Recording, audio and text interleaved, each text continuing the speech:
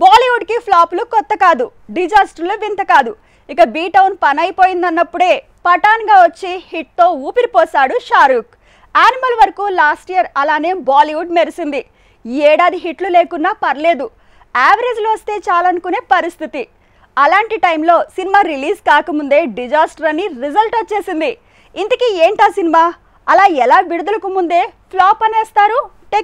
బాలీవుడ్ లో ఈ వారం రానున్న బడే మియా చోటీ మియా రిలీజ్ కి ముందే ఫ్లాప్ అనేస్తున్నారు.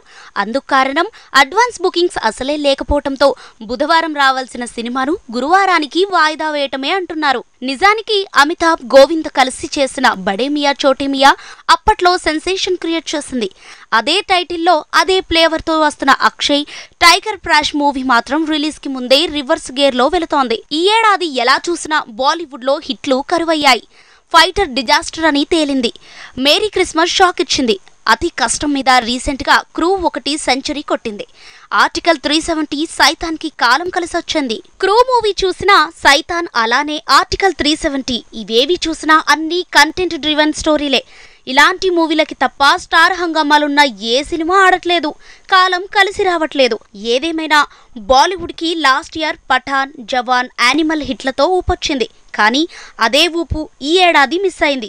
సరే, అట్లీస్ట్ కంటెంట్ డ్రివెన్ స్టోరీలైనా ఆడుతున్నాయనుకుంటూ సంబరపడుతుంటే ఇంతలో రిలీజ్ కి ముందే ఫ్లాప్ అంటూ కామెంట్స్ ఫేస్ చేస్తోంది బడే మియా చోటీ మియా మూవీ.